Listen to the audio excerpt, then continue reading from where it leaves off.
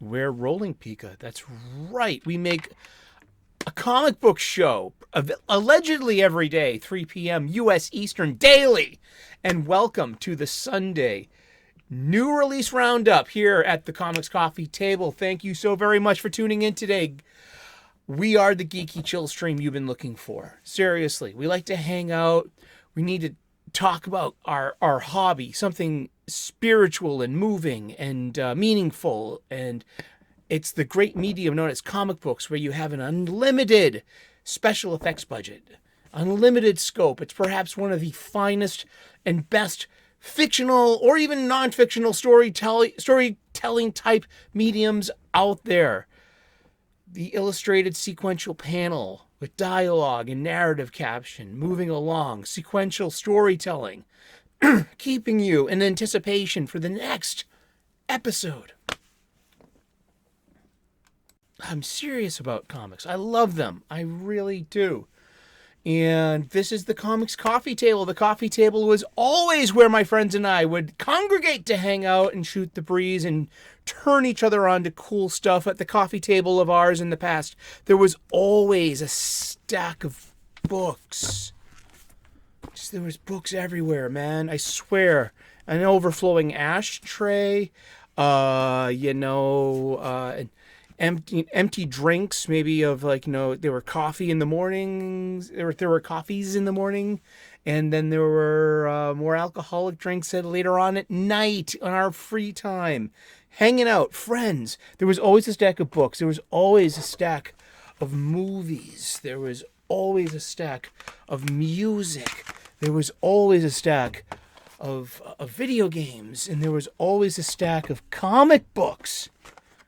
What was your coffee table like? What is your coffee table like now? I mean, is it full of your kids' fictional devices in media? Or is it yours? I mean, either way, your coffee table tells a story. I'm pretty darn sure of that. And it's telling several stories all at once. And we're here for that. The comic book, the cereal, the floppy is one of my most favorite things in my life. Being a lifelong comic book fan, it's it's almost half of a century I've been buying the floppy, the periodical, the comic book. And since I was a little kid, I was about 8 or 9 years. I was 8 going on 9 in the summer of 1981, when Marvel Comics really I was at that perfect age. We had something called the spinner rack, and we had the newsstand, both which carried comic books. In stores, our corner store, our mini mart, our gas stations, and newsstands everywhere. They had funny books in supermarkets as well. We had something called pocket change, where it was 50 cents when this started. In the summer of in August of 1981, and specifically, I'm going to a summer camp, a day camp, a bus camp from the YMCA, and there was a corner store. It was a corner store in Dorchester, Massachusetts, right off of East Cottage and Dot Ave. There, it was called Patty's Pantry, and they had a spinner rack, and I would go there with my pocket change every morning before bus camp.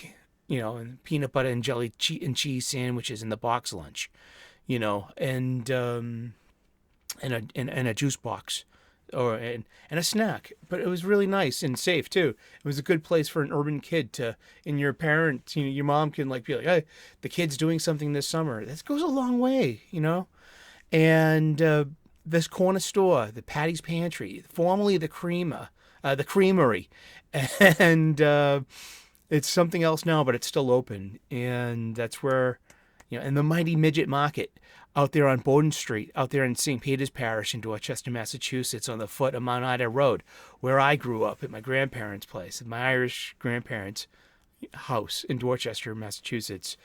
Down the street, I was allowed to go down the street to the corner store down there. It was called the Mighty Midget Market, and that too had a spinner rack. And this all precedes the direct market, the LCM, LCS, the local comic book shop. And a big message of this show is to get us going back to our local comic book shop for our weeklies. And now it's getting harder and harder for me to buy comics, new comics, because we talk about it all the time. It's the art, it's the storytelling, it's the cover price. It's not about collectability, and it's not about this or that or the other thing. It is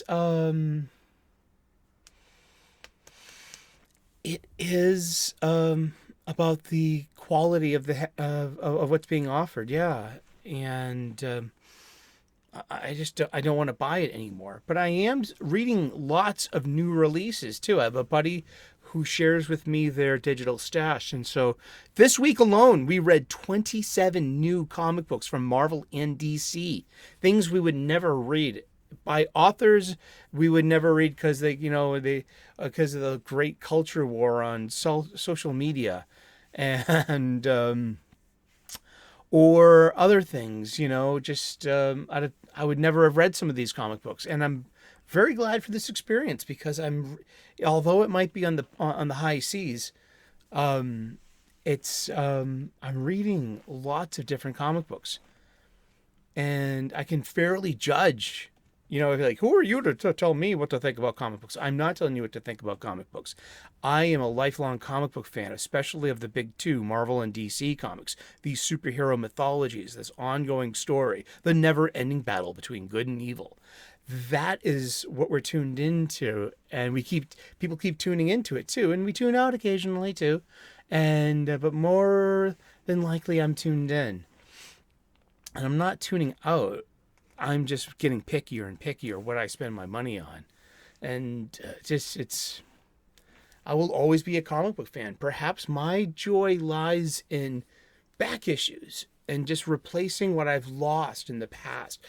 Comic books, at least, is when, like, baseball cards or stuff, it's like, at least you could, get back to that golden era that you're looking for nostalgia, where I have a wheelhouse where I can focus time, physical space, and money agenda and fandom and appreciation on, and comic books is one of them, and I'm very pleased for that. So yeah, like a summer of 1981, 50 cents, 2 quarters, 4 bits, that could get you an issue of Daredevil. But that's just not nearly enough, too. It was about couch change, pocket change, change you would find inside the couch. People would sit down, and their loose coinage would fall up from their pockets and end up in the cracks of the sofas. This was a source of income for small children in the 1970s and 80s, where we would get our funny book money and our video game money for the most part. Coin up quarter video games. Hey, 2 games could be a Marvel comic. 2 rounds of Pac-Man. This is the economics for an 80s kid. Ain't it cool? But yeah, we've got 27 different comic books to talk about, I believe. And I read them all. I read all those DC comics, and I read all those Marvel comics too. I really did.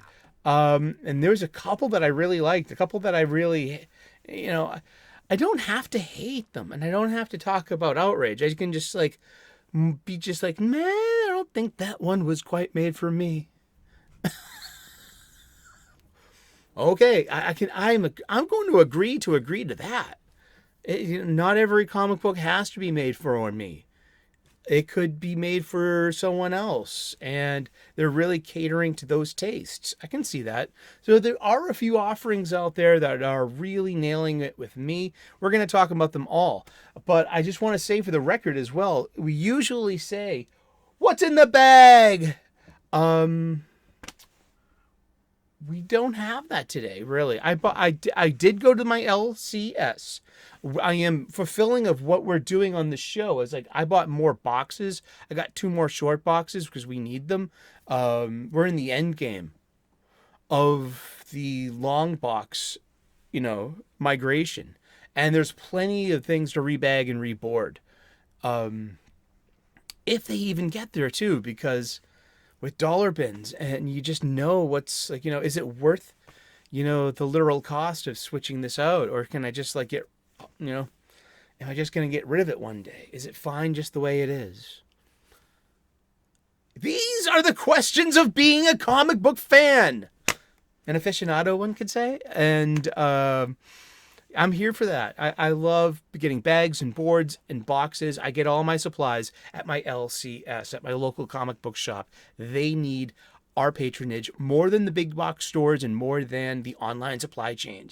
And you could be getting a price break, I know, from the online supply chain and the free delivery with the free movie station. But that's not helping my local comic book shops stay open. And I'm blessed and grateful to have several local comic book shops in my Boston metropolitan area. There's a playlist where I've actually gone to several some people don't even have one. I talked to them in my chat, and if you don't have a local comic book shop, check out the description and ask Yule Carter of Fantastic Comics in Berkeley, California. He will be your local comic book shop through the mail. Just hit him up and see what he can do for you. And yeah, that's a solid suggestion from the Comics Coffee Table. I only bought 2 comic books this week, 2 physical pieces of media, and one was from the comic book shop. The other one I get pre-ordered on my I get from the local. I will admit this much: there are some things that we do get from the online supply chain, and I get my manga through my online supply chain. I get it for $7.50 and not $9.99. I get a retroactive discount for pre-ordering. I know I'm going to be getting it, so it's like the closest thing I have to having a pull list is my pre-ordering of Dragon Ball Super. This came this week from the online supply chain. This was a fine, suitable, decent comic book. It was time spent in one of my favorite fictional universes. The art is impeccable. It's really good. It's Toyotaro, who is basically mimics Toriyama Akira's visual storytelling and everything. It's a beautiful anime. It's my anime. It's Goku and Vegeta versus the world. It's like, yeah, we have lots of, like, we have Ultra Instinct and Goku and Ultra, God of Destruction Vegeta. I guess that's called Ultra Ego. I mean, those two are going to fuse and make like Ultra Id Gogeta. I mean, I love Dragon Ball Z. Dragon Ball Z was 42 original manga by one person, by Toriyama Akira from like 1984 to the early 2000s. And it was weekly serialized in Shonen Jump. And it is the complete story of young kid Goku growing all the way up to be this dude right here.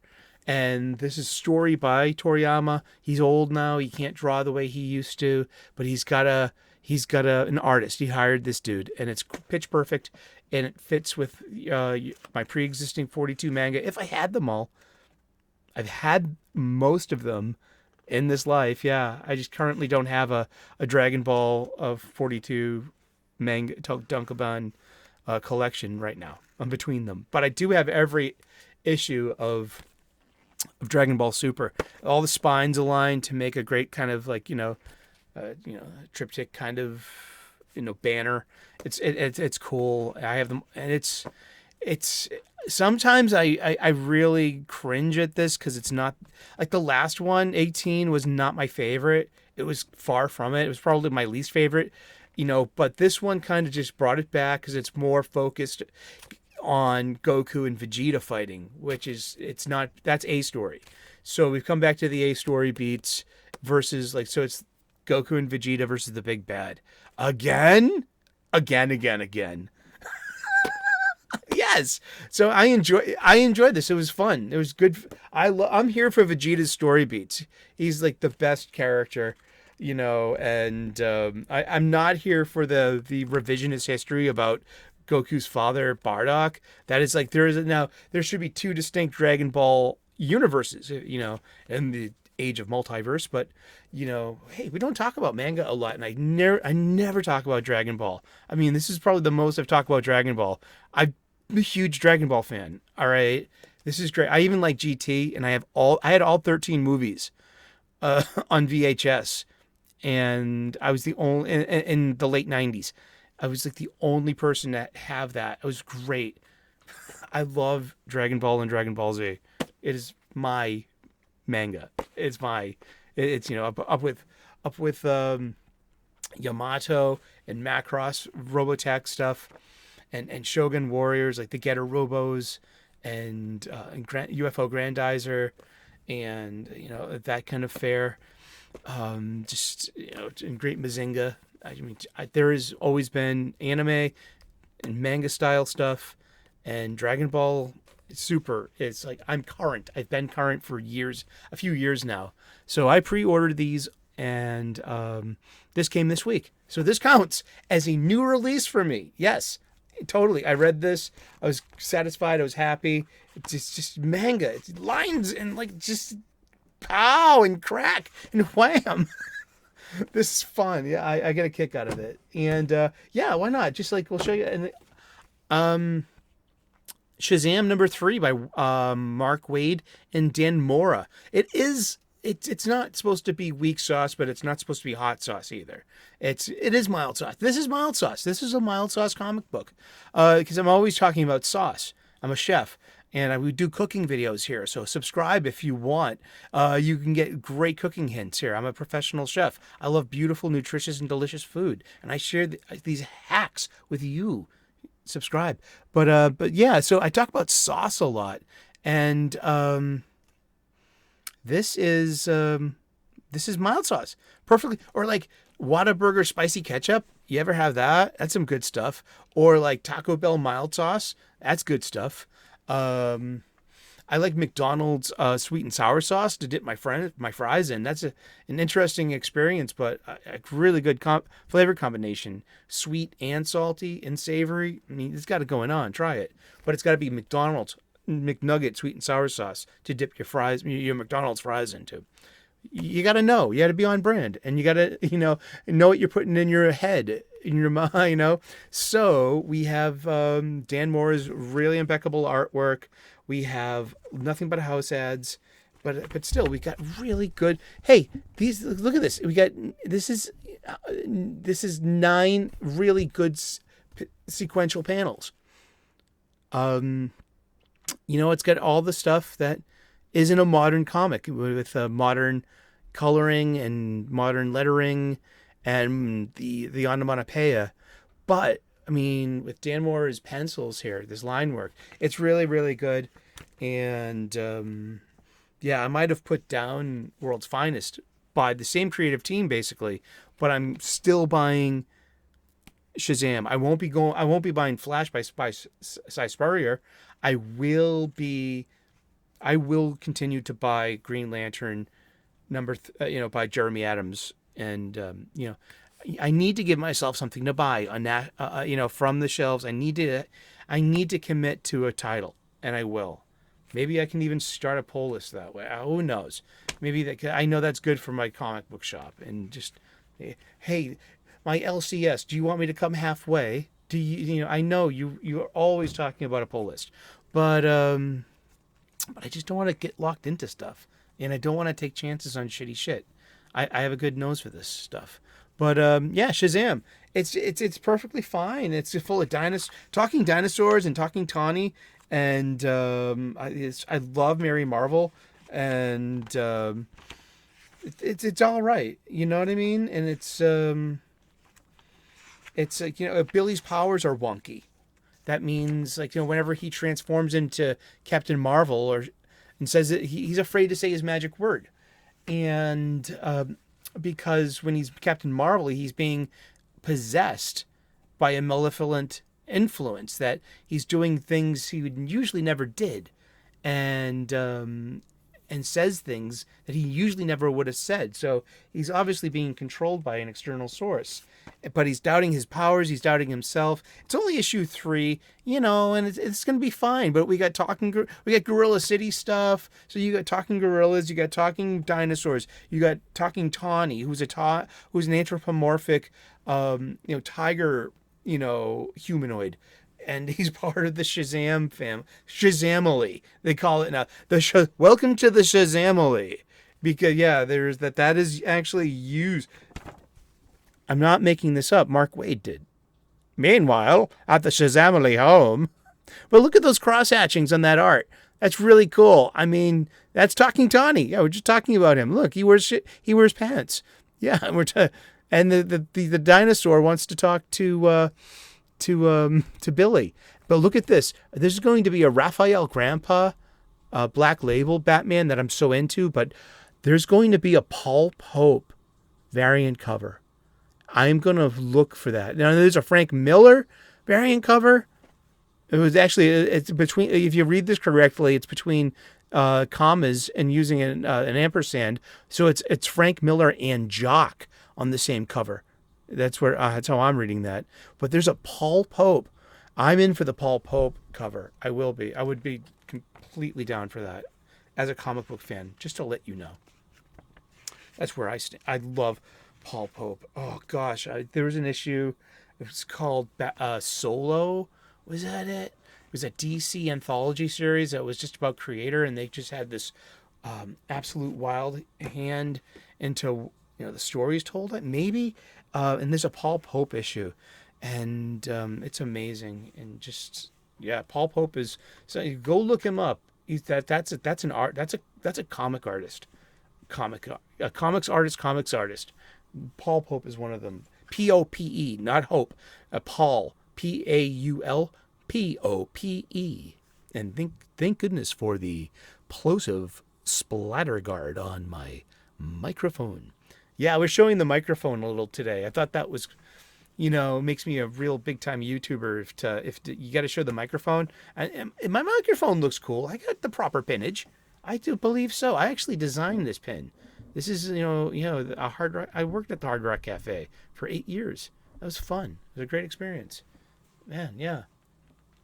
Like being a comic book fan. And so, there are 15 Marvel comics, and there are 11 or 12 DC comics. Let's go through them. I'm going to spend more time with the stuff I liked. Stuff I didn't like, I'm just going to just acknowledge and just move through, and probably just real quick so I don't have to click them. The stuff I didn't like from Marvel this week, as Ghost Rider Wolverine Weapons of Vengeance Omega #1. It just wraps up the event, the crossover. It's fine in hindsight. It works. And that was that, fine. Yeah, sure. And just, it's old fashioned. Okay. Immortal X-Men, it was perfectly okay. I guess. The Magneto #2, it was, yeah, sure. Moon Knight 27 was a great example for me of like what I don't like visually in comics. Scarlet Witch was #8, was boring to me. It was just people talking about relationships in hallways, but that's not made for me. So I'm going to respect that, move on. Silk #5 I like the story, I guess, overall, but the art just, it's not made for me. It's, and yeah, the art is very digitally. And when I say digitally, I mean, there's an emphasized digital with a -y. And that's like, so like, I'm going for a Buffy word, like, oh, it's sparkly, digitally. It's got this reeks of digital. I mean, not, and yes, it was done digitally. Yes. I'm a wordsmith. I want to make up words. Let's see. That was Scarlet Witch #8. Silk #5. Yeah. The Spider-Gwen annual 2003 and part of the Contest of Chaos annual event. This event that is just spread over some annuals. Like we have a Spider-Man annual, we had a Fantastic Four annual, I guess a Ghost Rider annual. Was that a Ghost Rider or was it the Fantastic? It was a Fantastic Four annual, and this is, of all things, a Spider-Gwen annual, and it's like part 5, I guess, of the Contest of Chaos, which is we have Clea Strange. Clea, she's the wife of Dr. Stephen Strange. She's a powerful magician. I think we just met her in the last Sam Raimi movie, played by Charlize Theron. Call me. Yeah. I heard you broke up with Sean Penn. I'm sorry. I'd like to help you with that pain by taking you out to dinner. and maybe no, just making you dinner. Hi there. Maybe you can watch some 80s movies. Oh, sorry. I was talking to an imaginary Charlize Theron in my head. The Star Wars comics. Oh, there's Dark Droids issue 2, and there was Star Wars 38. Not yeah, and it's part of this huge ass Dark Droids crossover. Is okay. We had Dark Droids number 2, written by Charles Soule, and it was $4.99 for 25 pages. And that's like, but it's about like droids have all been possessed by some evil aspect of the Force. Okay, sure. And now they're aware of Darth Vader, and they're going to, because he's mostly droid, but he's hello, and he's dark. Oh wow! So it's August, September, October, November, and December, and there are 6.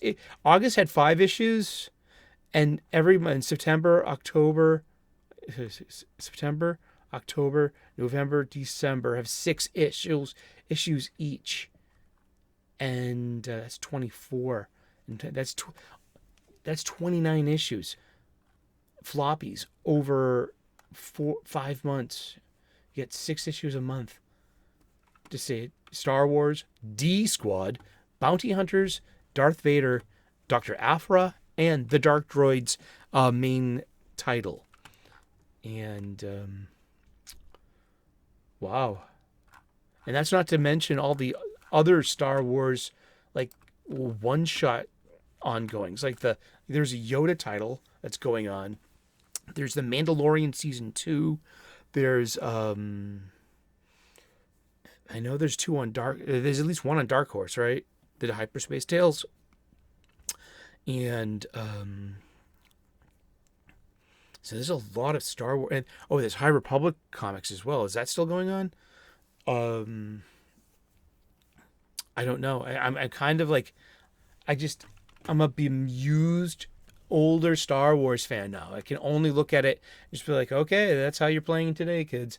I have no idea. No, that sounds a little, I don't want to be condescending, and I don't want to be, I know newer Star Wars fans. They're cosplayers, and they're intense. They're very possessive, and they're very opinionated. I actually saw a Cara Dune cosplayer with the 501st back in April of this year. And I was like, oh, Gina Carano, did you? I asked her, kind of in my sly way, like, let's see how, she was this very young 20-something Cara Dune cosplayer.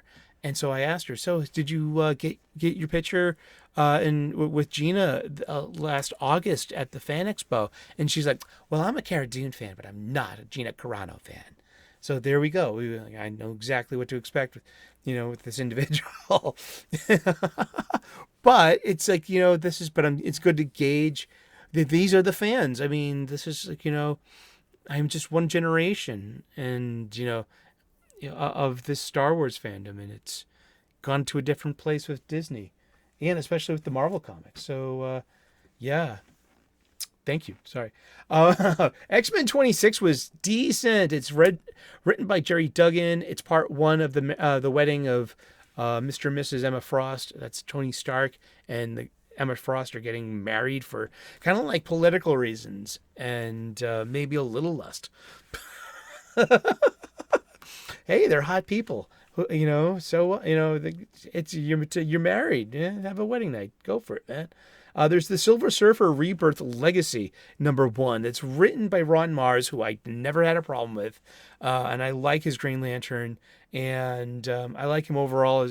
I like my Ron Mars books. I don't mind him. I try not to, I try not to have the same opinion of of Mark Hamill or even Mike Barron or Ethan Van Sciver or even just other creators like who are just have a political acumen and are verbose about it. I mean, I don't give a shit about politics. I want to enjoy comics and art and sci-fi and shit, But keep on keeping on and be you. And let's see. Doctor Strange 7 was pretty okay. The story written by Jed McKay, I believe. Let's just double check that. See, now we're going to start clicking on the link and being like, yeah, that was written by Jed McKay with art by Pascal Ferry. Interesting art. It's cartoony. And I mean, I'm trying to remember if, were you ever a Pascal Ferry fan? But yeah, he's decent. It's good. Yeah, this is good. Doctor Strange 7's good. Fantastic Four number 11 was so much fun. I would love to tell my friend Mike Alonzo, aka Clobbering Time. It's just like, hey, this was great. It's written by Ryan North. Its artist is Iban Coelho, and it's got a color artist. So it's a modern comic book, so it looks like one. Yet the story's really fun because it's Ben Grimm centered with his wife. He's gotten married to Alicia. And just has I guess every issue of this new Fantastic Four volume has been like done in one issues. Yeah. Like each issue is basically an individual story, and it's not contributing to an arc story. Unless they all tie in at the end, which they could, but like this, I just walked into this cold. I've been reading Clobbering Time by Steve Scroce, and which at the end of it asks us to pick up with Ben Grimm in issue 10 of Fantastic Four. And it was the last page of that one. And this is issue 11. And so it's my first issue and it's all about Ben Grimm. And it's so funny. His voice is spot on. So I forgive the art and the digital onomatopoeia. And, it's modernness. I forgive all of its modernness because in the end of it, it's a well-told Ben Grimm story. And I love dogs. And it has a dog. It's Ben Grimm disapproving of the dog. And by the end of it, spoilers, he accepts the dog. I love it. And I think it's cute. I think him and Alicia are cute. I like that kind of shit. And, yeah, that just, it made me happy. That made me really happy as a comic book fan. Yay. Let's see. What was else? There are two more. Black Panther number 4 I was looking forward to because I read issue number 3, Cold, and I ended up really, really, really liking it. And that was I was been looking forward to issue 4, and like, okay, will I get it? Like I said, I've been reading these on the high seas, so I got a copy of Black Panther 4. And it's just like, okay, I'm in. I like this. It's got an inker. It's got a penciler, and and it's got a good story told. And that's it. That's all you need. It's a superhero story. And I'm a superhero fan. And I like Black Panther. I like T'Challa as a character. He's got a distinct voice and motivation. I like him as a character.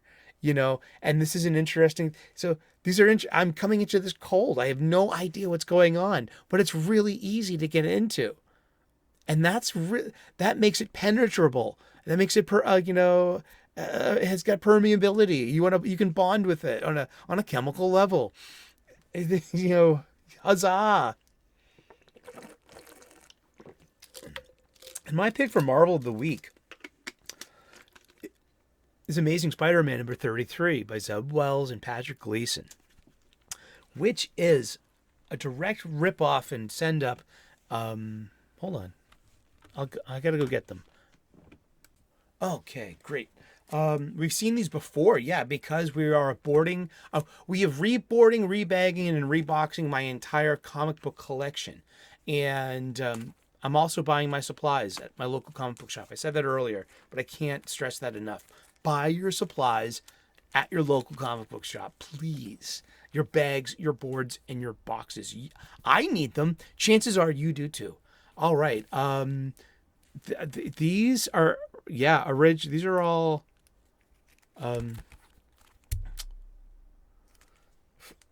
my mom saved these, like the only comic books she saved out of my former collection. My exec. Yeah, this. So this is famous, and this is 35 years old. And this is not the foundation of the current Amazing Spider-Man book. Amazing Spider-Man.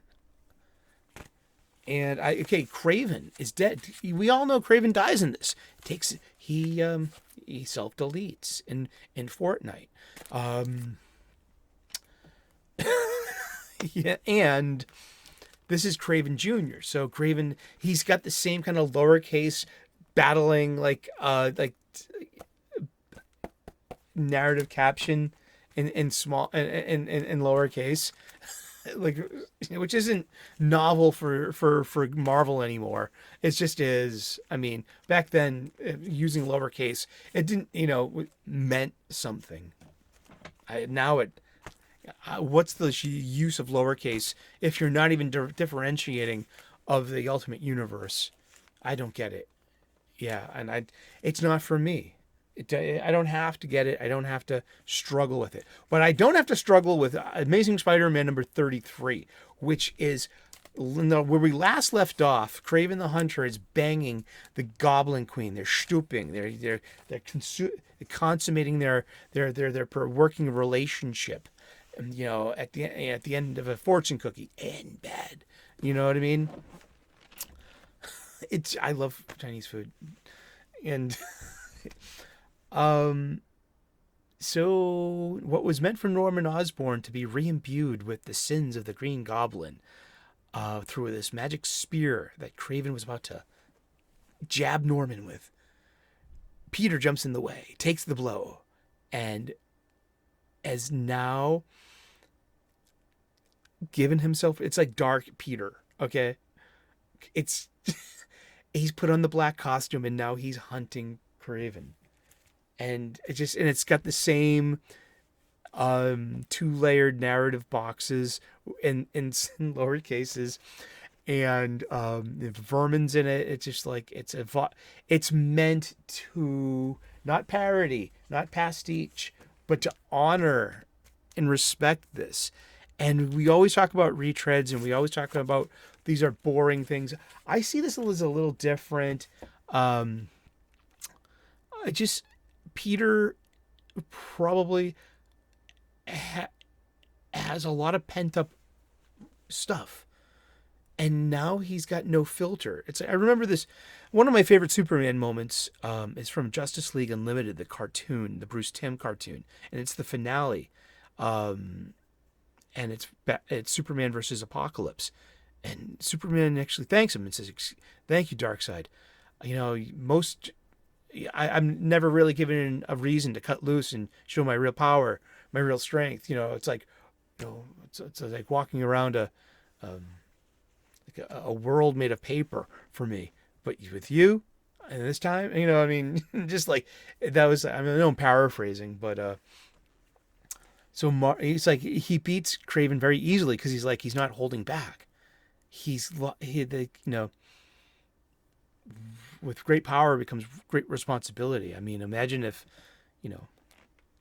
Peter went dark like that. Wow. It's fun.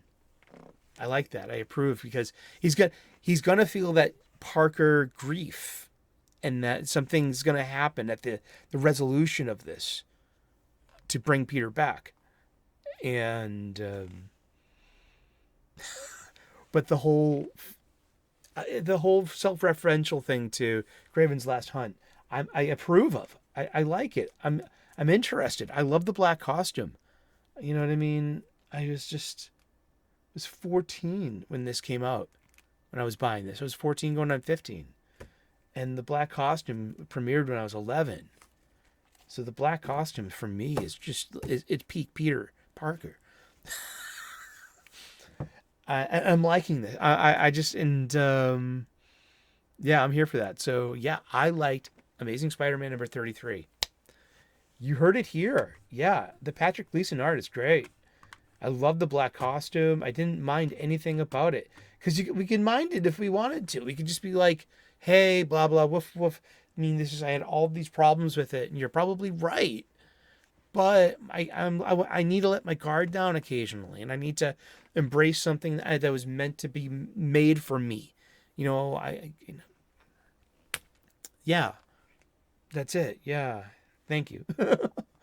Let's go to DC Comics. We read 11. 5, 9, 12 DC comics this week. We did. The misses for me. Let's see. City Boy number 4, written by you, Greg Pak. Yeah, I mean, it was pretty bad. I mean, I'm officially glad he blocked me on Twitter. Now I don't have to take chances on your stories, Mr. Pak, because I've experienced them. Between that and your Star Wars title I read earlier this month or late last month, that yeah, no big loss. That's fine. Yay. The art, and I don't want to knock on the art. I mean, it's printed up webtoon stuff. It's just, and I don't mean that unironically, because we haven't, I believe it's just like is he Korean? Because I don't know much about City Boy as a character himself. I just know that this is like the We Are Legends trade dress is on this, and that's that's it's like an imprint. Would that be an imprint? I mean, because we have the Vigil, and you have Spirit World, City Boy, and is there one more title? I'm not sure. Let me know in the chat. Let me know in the comments if you recall that. But yeah, I didn't like City Boy, and it's got nothing to do that I don't like the creator, because he blocked me on Twitter for either mind crime or adjacency, and I would like I'm a big fan of World War Hulk, and now just like, sorry, I'm I can't. That's okay. There was Blue Beetle number 1, which is part of the Donna DC. It was all right. It was, the art was pretty out there, but it works. I liked that much. And it's an issue 1 where it's like, but it's like, okay, it suffers from being written for the trade, which is so it's the opening. It's just introducing this. It's setting the stage. It's as the chorus will sets up the table for you. In a way. Okay, Superboy Man of Tomorrow number 5. 31 pages. It was, oh gosh, not made for me. Maybe, but I mean, hopefully it was made for someone. It was just, I didn't like the art. I don't like the color palette. You know how I feel about digital onomatopoeia and digital lettering. But that's just the Superboy. Let's look at this creative team. Oh gosh, the end of it has a T. Franklin.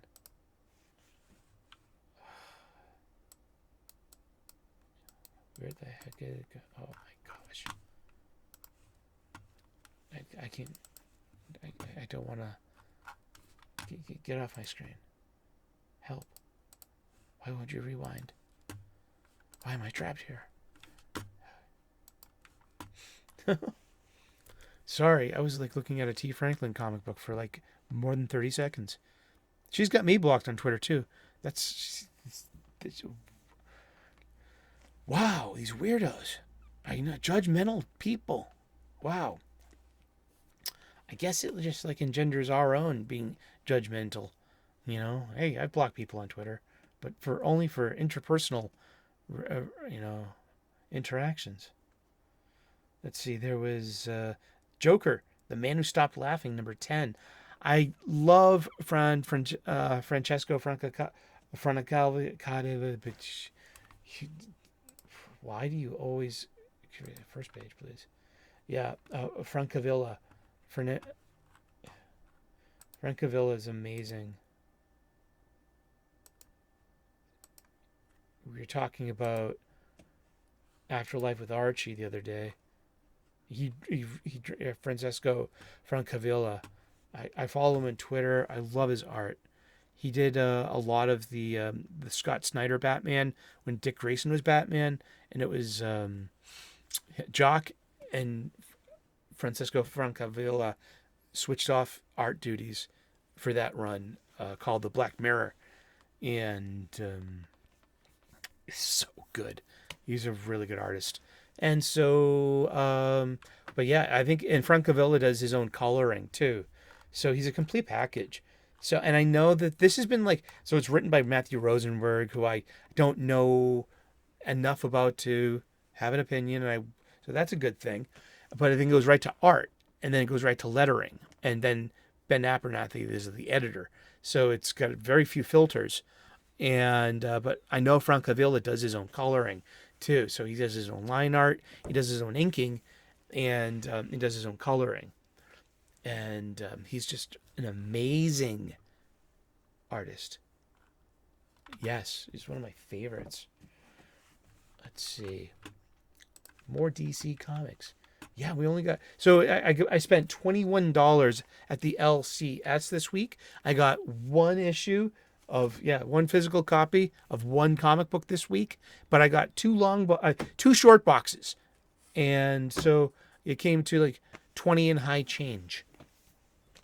Just under $21 US here in the Boston metropolitan area. Dun dun. I did my part. All right. What else was there? There was Poison Ivy 14 by G. Willow Wilson, and it was really decent art. I mean, okay, overall, I mean, as an executed comic book, this is pretty solid, but it's not made for me. And I'm trying to figure out because it's a Batman book, because it has a bat oval on the trade dress, so that signifies it as a Batman book. A friend of the channel and buddy Yul Carter, he's the owner of Fantastic Comics in Berkeley, California, is on a bat sabbatical all year. So as a lifelong Batman reader, he is taking the year off. I love that. And support that. So he actually asked on I think it was his own show. He said, "Is this a Bat title?" I think it is because of the Bat logo. And he's talking about Poison Ivy 14. So would he read it? Probably no, because it's a Bat title. But it's I sound derisive. I don't want to sound like awful, but it's like it's just chicks talking in a hallway. There's like really nothing happening.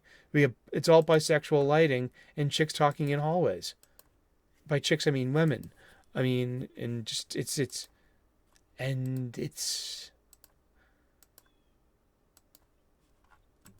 is, here we go. Written by G. Willow Wilson, artist by Marcio Takara, colors by Arif Priano, letters by Hassan Otsmani Ilahu. He's a hot name in the biz right now. His name is everywhere when it comes to lettering. I always read the credits of a comic book. I always read the credits in a movie too.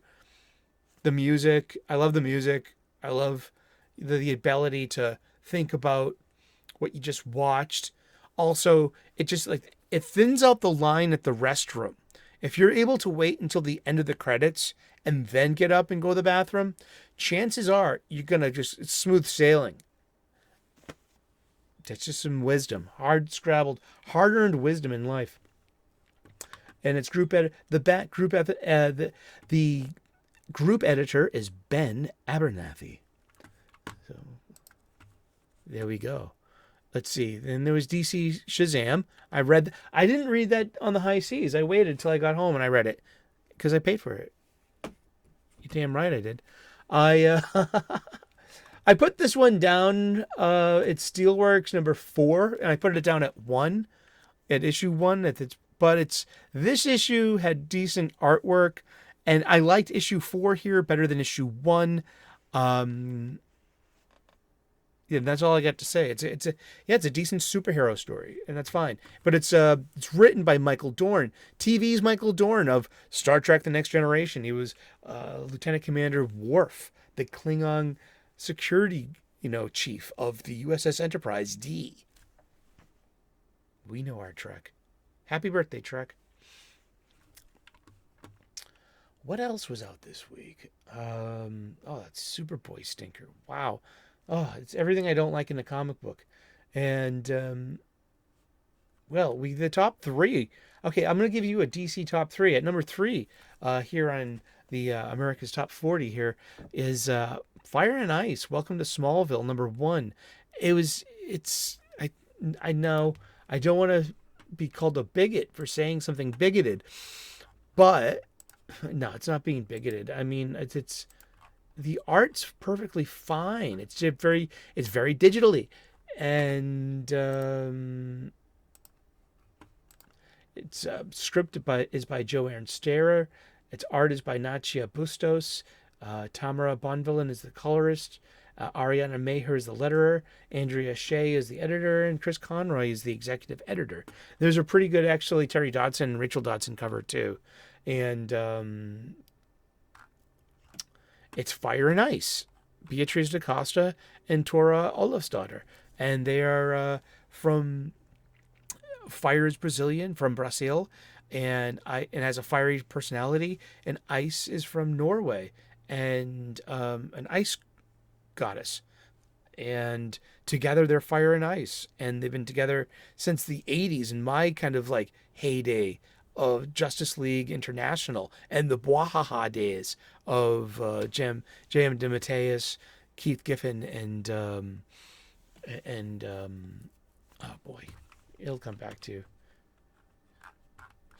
Keith Giffen, and you'll probably let me know in the chat right now. You're probably shouting it at me right now, but it was just, chicks talking in hallways. So it's I hope who this is made for is gonna get it, and going to purchase it rather, and support this magazine and buy it from their local comic book shop. It's perfectly fine, but it's not a superhero book, and it's about superheroes, and it's not really made for the superhero fan. I think it's by girls, made for girls, and I don't think there's anything wrong with that, because there are a lot of girls out there in the fandom, and don't they need things made for them too? Sure, yes, okay, there it is. Oh yeah, we forgot to mention Justice Society of America #6 by Jeff Johns, and this is where I got off the boat with JSA being a monthly buyer. I got issues #1 through 5. Art by Michael Janin. It's pretty decent. It's about bringing a version of Earth 2 Huntress into the Prime Earth, and the real Huntress, Helena Wayne, daughter of Catwoman and Batman. There we go. But my favorite part was because Helena refers to Power Girl as Karen, and I hope that's Jeff Johns getting a ding at the current shepherd of Power Girl, who has given her a new human identity. Her name is Paige, like PG, as a Power Girl. Hello. So there's why, huh? Who? I mean, was Karen Starr actually a person, or Kara Zor-El of Earth 2, who got here when she was a teenager, but Clark was already a lot older, and so Lois and Clark raised their Karen, as their daughter. It's a nice story. That's the Earth 2 story. Yeah, so the Justice Society. So yeah, I'm off the sauce there. Yeah, I'm not touching that anymore. Yeah, I tried. Hey, I tuned in. I showed up. I did. There's Peacemaker Tries Hard, which is on Black Label, and that's his 17+. And this is about like the John Cena version of Peacemaker that I'm completely unfamiliar with. I haven't seen any of those movies or the TV shows, and so I get it. He's like dumb jockish and kill happy and lewd, and he's got a foul mouth, and it's a place where you can have the cussing superhero. Sure, why not? It's fun. It kind of actually was fun. He's just like he's in infiltration mode and going into the enemy base, and there's nothing but the clones in his way of different clones of different different bad guys. It's kind of funny, and I read that cold. I didn't. That means by saying like I read it cold, like I hadn't read the previous issues. I have no idea what's going on. I'm just opening up a funny book and reading it, which is like that's what they're there for. And my top two for DC, I'll give Batman 135, 137, second place. The art, is really good. Um, Jorge Jimenez returns. Chip Zdarsky wrote it, and it's part two of the Gotham War between Catwoman and Batman, and this this Catwoman is unionizing the goons and henchmen of Gotham, stealing them away from their usual pop crime masters and mistresses, such as Joker, Riddler, Two-Face, the ventriloquist. Catwoman is training them all in the art of stealth and escape, and giving them an ethos and a union where they all contribute to some kind of greater good. And people are rightfully calling it out as like, this is kind of like heavy-handed, like, when it comes to messaging. Just the only fair game in Gotham are rich people. And of course Batman objects to that. And then he has got some kind of weird reversal of fortune, which is kind of like it's a cliche. It's a storytelling device to move story along. And here, so it's bound to happen. With probability, reversal of fortune has to happen to Batman like every 14 years or so. Just but yeah, he's got a true reversal of fortune. And he is objecting to Catwoman's allowance and also the Bat family. So this is there's a lot of great fight scenes in here. I mean, it was seriously, I dug the pacing. I dug the, if you want to have problems with this issue, you're going to. I'm trying not to have problems with, this stupid Gotham War stuff. It's just I know it's one of my favorite things is the Batman as Zur-En-Arrh. And so maybe this is reconciling that somehow. That's been Zdarsky's theme is Zur-En-Arrh, which is madness, which is maybe this is just Batman putting stuff back into control. No more family. It's just no more Bat family. It's just Batman and Robin, him and Damian. And I really like Zdarsky's Damian voice. I think that's great. There's some really good art in this, and I'm not saying it was a great comic. I'm not saying that Gotham War is a good idea. I'm not saying anything as an individual issue of Batman. That was all right. Yeah. And coming in at number one for the for DC Comics it's Birds of Prey issue number 1, written by Kelly Thompson. And art by Romero. Let's see. Star City, we wake up with Leonardo Romero, and colors by Jordi Belair, lettering by Clayton Cowles, and edited by Ben Abernathy. And it's okay. The art is very kind of throwbacky. It looks like, Robin and Batgirl years 1, that kind of art, but with more Zipatone filters. But this one was much ballyhooed. A lot of people didn't like it because of this or that and the other thing. There's an inclusion of Harley Quinn as part of the Gang of Five, that the Birds of Prey, that Black Canary Dinah Laurelance is putting together.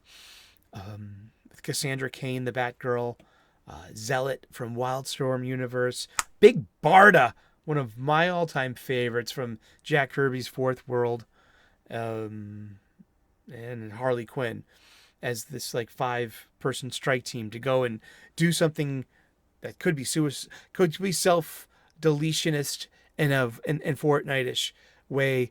You gotta watch what you say out here, right? But I liked a lot of the art. I liked a lot of these splash pages which provoke movement, and it's kind of like already, if you know what I mean. So and then comes just some unbelievable stuff. But every time Harley Quinn opens her mouth, all I hear is Arlene Sorkin's voice doing the original Harley Quinn voice, and I really dig that. And yeah, the art's okay. I mean, it's just part one of something that's written for the trade. It's putting this team of misfits together, and plus Harley Quinn, the X Factor, the Waka Waka factor. I mean, things often become mobbed with Harley when she's such a big personality. She takes up a lot of real estate in a story. When you add her, it's like you have to use her because that's why she's there. So, are better, is Harley better served less, or does Harley play well in groups? She tends to be the dominating voice because she needs attention. She needs somebody cracking jokes. And, yeah, I mean, there's luggage involved with Harley Quinn, but I guess that's also the theme of her story as well. She is an endearing story. She's almost 30 years old, I think, and as a character, it's the 30th anniversary of Batman the Animated Series. That premiered, I believe, in 1993, just this very week, on Leather Wings. I think it was maybe not more than a week ago that premiered, and 30 years ago. But wow, what an impressive piece of Batman that was. So hopefully, I mean, I didn't mind Batman all that much. And Birds of Prey, it's not that it was really great, but it was a competent superhero story told with the characters, a girl squad. So, if I'm knocking other books like Poison Ivy 14, Scarlet Witch number 8, Fire and Ice, Welcome to Smallville number 1, just women talking in hallways with no superhero action. But you have the same ingredients over at Birds of Prey. It's a different told story. It's a superhero story, and it's told like that. And I could respect the hell out of this issue. I mean, I liked a lot of the fight scenes. I liked the way that the sequential art paced and told the story. And so I don't have problems with this. I mean, it's not an Eisner winner. I don't, unless the competition really is that bad. Yeah. But I mean, because the absurdity and just people pumping the books, this is the best comic I've ever read. But I will. I heard it from a reputable source. I heard it from someone, who's heard it from their sister's boyfriend that Ferris, passed out at 32 Flavors last night. Something like that. I just butchered that quote, didn't I? Yeah. So those are the new releases this week. We've been talking about comic books. We only bought 2 pieces of physical media, this week. I only bought 1 comic book at the LCS this week. It was at $3.99. I could have bought the $4.99 Hispanic Heritage Month with the green Shazam. I have no idea who that is. None. I'm sorry.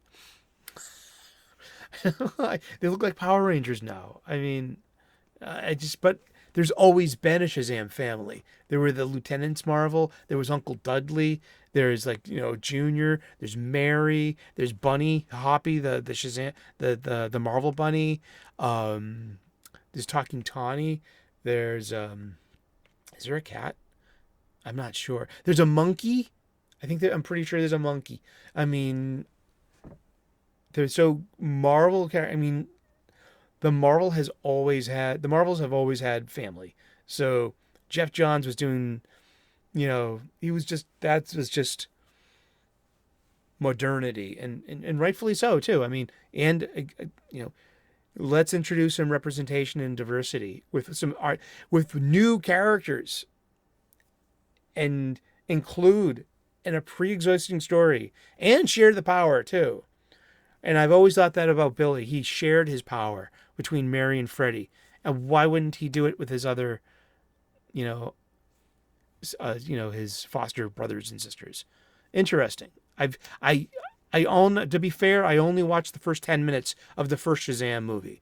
Should I go back and watch that? I heard it's, maybe I should. I haven't watched that movie. Really, I haven't given it did I give it a fair shake? Is 10 minutes enough? I walked out of Guardians of the Galaxy. I turned it off. And Ant-Man 1 10 minutes in as well. I don't want to watch a movie that what a stinker. I wasted my time. But how do you know until you get to the end of the story? Take the chance on it. So I have to take a chance on Shazam. I will. And thank you so very much for tuning in. It's Sunday, and it's been new release wrap-up roundup here at the Comics Coffee Table. If you're wondering what my t-shirt is, I witnessed gun violence when I was 15. I saw a woman and her infant get gunned down in the middle of the street over is a family matter over money. And this is John Lennon's glasses that he had in his the pocket of his denim jacket when he was shot that night on December the 8th, 1980, in front of the Dakota where he lived with Yoko Ono. And that's on West 72nd Street and Central Park West in Manhattan. And so when people say, hey, what the hell is that? I'm like, well, brother, it's the last thing to go through John Lennon's mind. Oh, see, but I think he would have approved of that joke. He had a sick sense of humor. So do I. Where do people like us go in today? Well, who knows? Thank you so very much for tuning in today. God bless. Namaste. Good luck. Please like and subscribe. I would love to earn your subscription. We make daily content here talking about comic books every day at 3 p.m. U.S. Eastern. We also talk about food. I'm a professional chef. I cook for a living. I'm a union tradesman. I ply my trade, and it's decent work. And I make delicious, nutritious, and beautiful food for the best guests in the world. And you're included too. I make cooking hacks. So tune in for those and subscribe. I talk about spirituality and gratitude. I'm an ordained minister, a spiritual guy. So we talk about gratitude lists and how that gives you purpose and how it can help you with anxiety, and it finds you a way out of that pit of negative self-talk. If you can reformat your inner monologue and your self-talk, that is a victory worthy of your attention and time. And I'm here for that with you. I'll pay that forward. Thank you so very much for tuning in. God bless. Namaste. Good luck. And we will see you again tomorrow in those funny pages. Ha ha. Ciao. Bye-bye. Thank you from Pikachu and our production staff, pre-recorded live before our studio audience of my stuffed animals from our Boston studios. Thank you.